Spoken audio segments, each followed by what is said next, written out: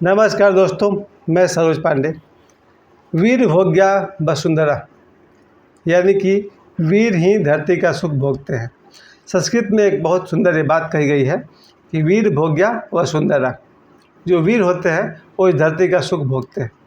आज मंगलवार है और आज मैं आप सभी से कहना चाहता हूँ कि चाहे भारत का इतिहास हो या फिर पूरे धरती का इतिहास हो, जो वीर है उन्होंने ही धरती का सुख भोगा है। और जो कायर है वो सिर्फ सुख भोगने के सपने ही देखते रहते हैं जीवन भर। हमारी देश की धरती कहिए या ये पूरी दुनिया कहिए, इन सभी जगह पर वीरों की कमी कभी नहीं रही है। ये धरती कभी वीरों से खाली नहीं रही है और हमेशा देखा गया है कि जो वीर होते हैं उन्होंने ही धरती का इतिहास रचा है, उन्होंने ही धरती का सुख को भोगा है। क्योंकि तुलसीदास जी कहते हैं, सकल पदारथ यही जग माही, कर्म ही नर पावत नहीं। तुलसीदास जी कहते हैं कि सब कुछ इस दुनिया में है, लेकिन जो कर्महीन है, आलसी हैं, उन्हें कुछ भी नहीं मिलता है।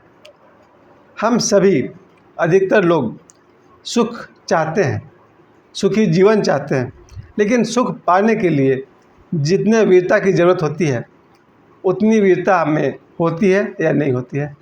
जिन व्यक्ति में जितनी मात्रा में वीरता होती है उतनी मात्रा में वो धरती का सुख भोगते हैं, और बिना धरती का सुख भोगे मोक्ष की कल्पना करना सार्थक नहीं है। आज हम सभी चाहते हैं कि हमारे जीवन में सुख हो, और हम सभी ये भी चाहते हैं कि हमारे बच्चों के जीवन में सुख हो। कैसे हम सभी सुखी जीवन जिएं, सुख को समझें, सुख को भोगें और एक दिन सुख के पार भी चले जाएं। क्योंकि हम सभी जानते हैं सुख क्षणभंगुर होता है और दुख भी क्षणभंगुर होता है।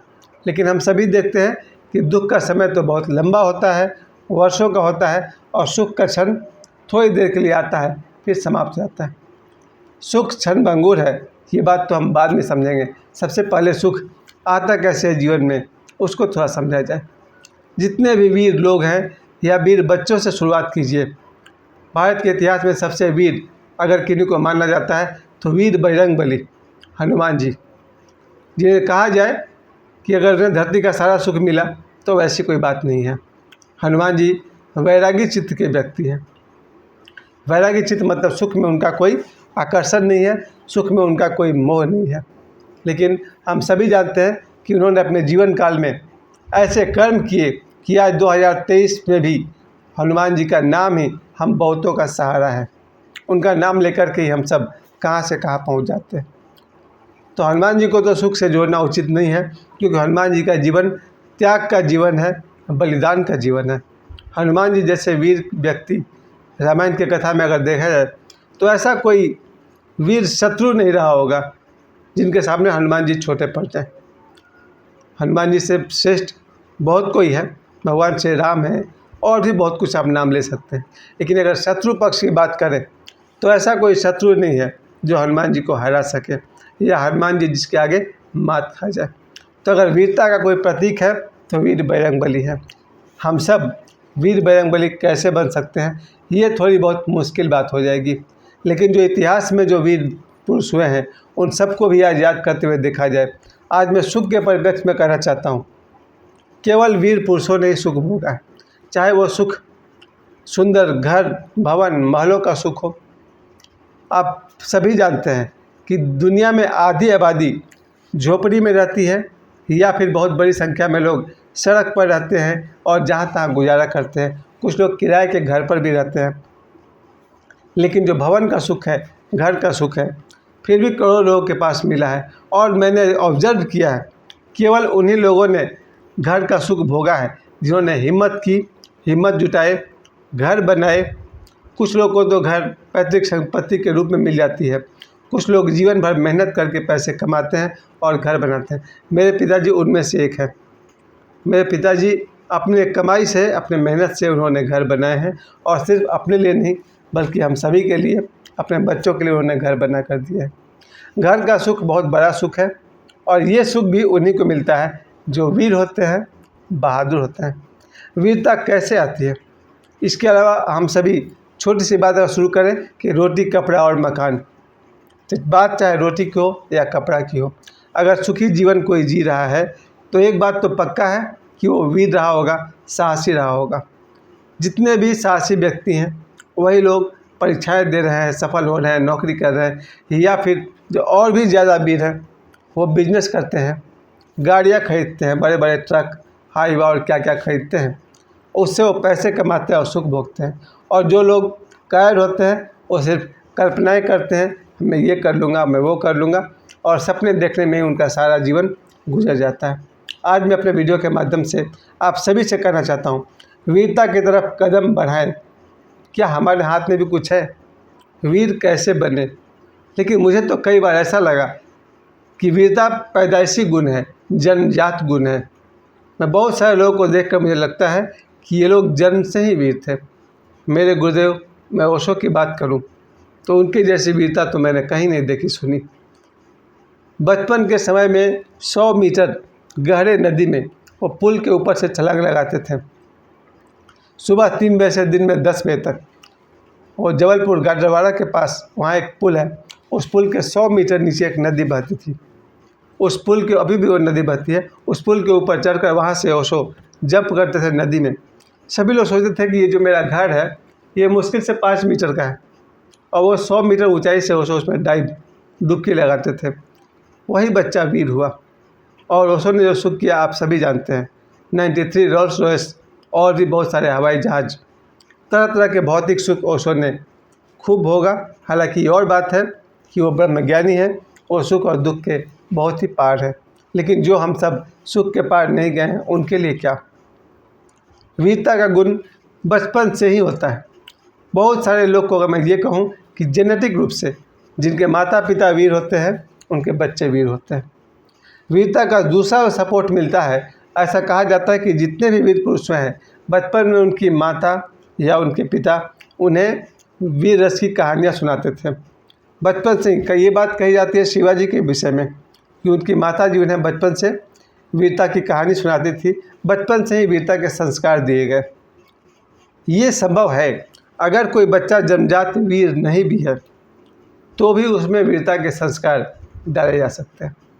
बच्चे को बचपन से ही माता पिता अगर उन्हें वीरों की कहानियाँ सुनाएं, वीरता के विषय में बातें करें, धीरे धीरे बच्चे में वीरता की छाप पड़ती है, उसके संस्कार पड़ते हैं, और फिर वो चाहे वो पढ़ाई की दुनिया हो वहाँ भी उसकी वीरता दिखाई पड़ती है। चाहे खेल कूद का जगत हो, मैंने देखा है खेल कूद के जगत में भी जो वीर हैं वही विराट कोहली के नाम से है। जितने भी खिलाड़ी हम सब जानते हैं, चाहे वो क्रिकेट के हों, फुटबॉल के हों या कोई भी खिलाड़ी, जिन्होंने वीरता किया है, साहस किया है, 5 स्टार होटल में रहते हैं, 5 स्टार होटल में अच्छे अच्छे खाना खाते हैं, हवाई जहाज से यात्रा करते हैं, और कहा जाए कि धरती के सारे सुख भोगते हैं। ज़रूरी तो है, क्योंकि सुख की कामना किस में नहीं है, सभी में सुख की कामना होती है। कोई बैरागी, कोई कबीरदास, कोई गौतम बुद्ध, कोई महावीर, उनकी मैं बात नहीं कर रहा हूँ। उनकी बात कुछ और है। उन्होंने सुख और दुख दोनों को भोगा है, जाना है, और उसके पार चले गए। वो तो बहुत बात की बात है। सुखों के पार तो वही जा सकता है जिसने सुख को जाना है। जिसने अभी तक अच्छे सुस्वादिष्ट भोजन भी नहीं किए हों उससे हम मोक्ष की बात करें, ये तो बेकार बात है। हमारे बच्चों में कैसे वो वीरता की बात आए उसकी शुरुआत मैं करना चाहूँगा। सबसे पहले तो बचपन से ही अपने बच्चों में वीरता के संस्कार डाले जा सकते हैं। उन्हें वही बात मैंने कही कि वीर गाथाएँ सुनाई जाए। और कुछ बच्चे या अधिकांश लोग हनुमान जी की पूजा पाठ करते हैं सुबह से लेकर के रात तक। हनुमान जी का नाम लेने से भी, उनके मंदिर में जाने से, उनकी मूर्ति को प्रणाम करने से भी वीरता का एक धारा, एक विचार हमारे मन में प्रकट होता है, और विचार से ही हमारा निर्माण होता है। गौतम बुद्ध कहते हैं हम जो सोचते हैं हम वही हो जाते हैं। वीरता के संस्कार हनुमान जी के फ़ोटो को देख करके होता है, उनके कैलेंडर देख कर होता है, उनकी हनुमान चालीसा पढ़ने से होता है। और एक बात तो मैं आज आपसे और कहना चाहूँगा, वीर भोग्या वसुंधरा आज के इस एपिसोड में जिस पर मैं बात करना चाहता हूँ, बहुत पहले मैंने 98 के आसपास में मैंने एक बात सीखी थी। मुंबई के भाईंदर में मैं एक ऑफ़िस में जाया करता था। वहाँ मैं काम नहीं करता था, लेकिन जिनका वो ऑफ़िस था वो ऑफ़िस में अपना बिजनेस तो करते ही थे, लेकिन अब उनकी जो स्टाफ थी, जो लड़की थी, उसको उन्होंने एक काम दे दिया था कि जब जब उसे फुर्सत मिले एक सफ़ेद कॉपी पर लाल रंग की स्याही वाली कलम से वो कहते थे राम राम लिखो। तो मैंने हमेशा देखा था उस जो रिसेप्शनिस्ट थी, वो लड़की थी, वो फुर्सत के समय में राम राम लिखती थी एक कॉपी के ऊपर में, उसने कॉपी भर दिया था। कई बार मैं वहाँ गया तो मुझे भी उन्होंने कहा कि सरोज भाई फुर्सत है तो इस पर राम राम लिखो। अब ये बात उस समय तो मुझे समझ में नहीं आई, लेकिन अभी मुझे ये बात समझ में आ गई है। और मेरा मानना है कि हर सनातनी जो सनातन धर्म को मानते हैं, हिंदू धर्म को मानते हैं, उनसे मैं ये कहना चाहता हूँ कि जब कभी भी हम लोग के पास समय हो, चाहे सुबह हो या रात को सोते समय तो रहता ही है सभी के पास। दिन भर के रूटीन से थकने के बाद रात को मैं ये काम करता हूँ और मैं चाहता हूँ कि आप सभी इसी काम को करें। अभी तो कैमरा उल्टा साइड में है, आप सभी देख सकते हैं। ये एक सफ़ेद पेज वाली कॉपी है और इसमें मैं सुबह से लेकर रात तक जब कभी मुझे समय मिलता है, शायद मैं आपको दिखा पा रहा हूँ या नहीं दिखा पा रहा हूँ, मैं इस कॉपी में राम राम राम राम लिखा करता हूँ।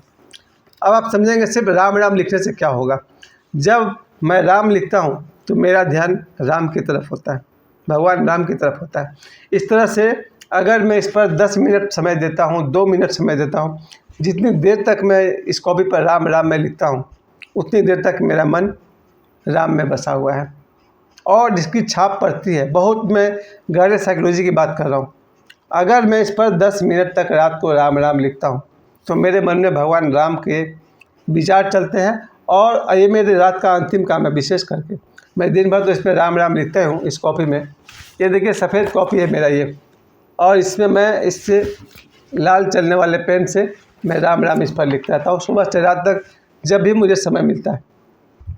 और मैंने देखा पहला ही दिन से जब मैंने इस पर राम राम लिखना शुरू किया, एक दिन के बाद से मेरे जीवन में इतना बदलाव आना शुरू हो गया। मेरी बेटी ने भी इस पर ऑब्जर्व किया, वॉच किया, मेरा बेटा भी देखा। जीवन में बहुत सारे पॉजिटिविटी आने शुरू हो गए।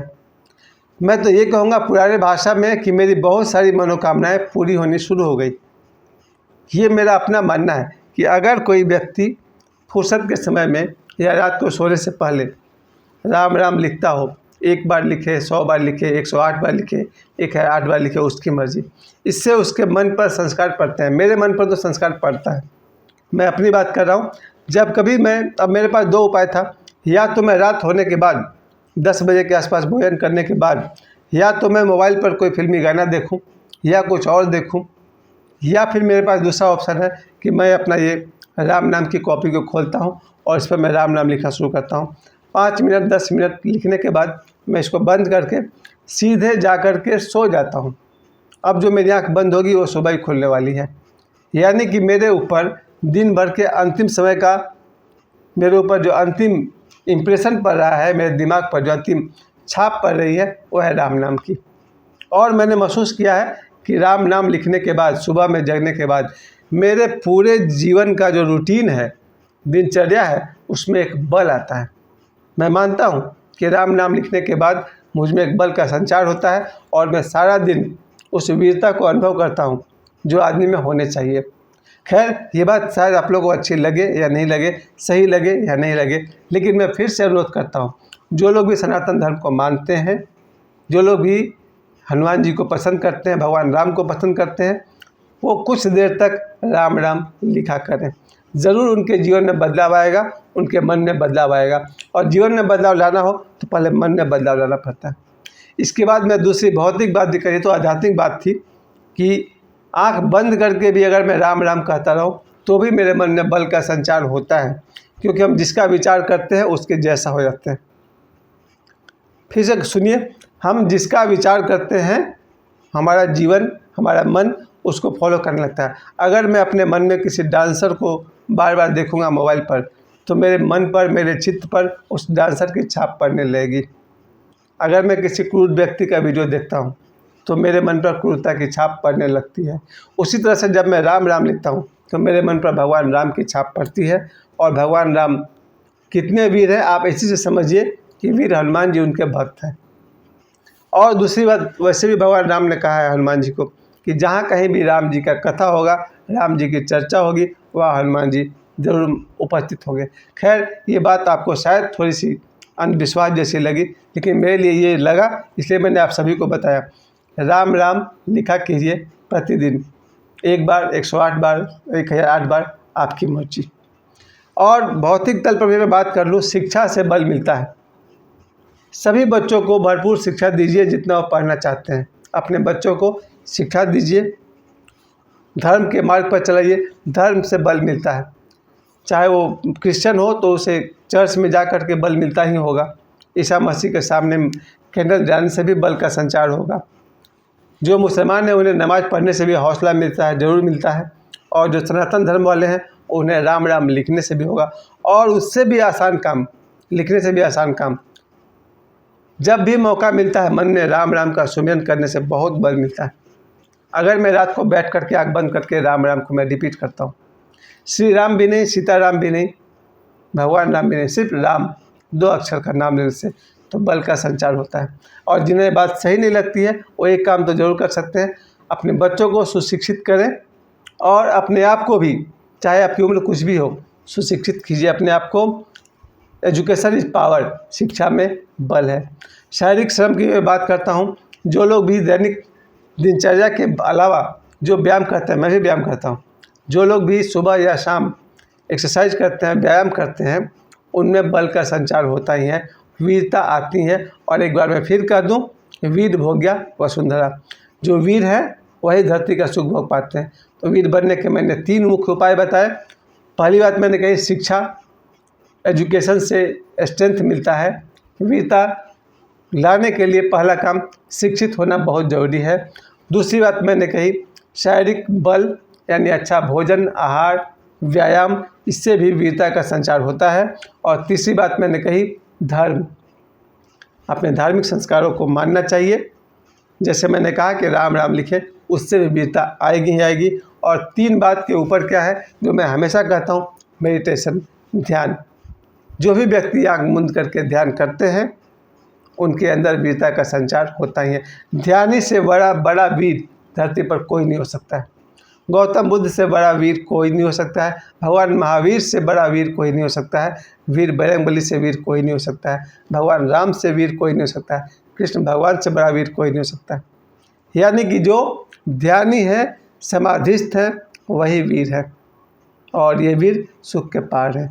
मुझे समय देने के लिए आप सभी को बहुत बहुत धन्यवाद।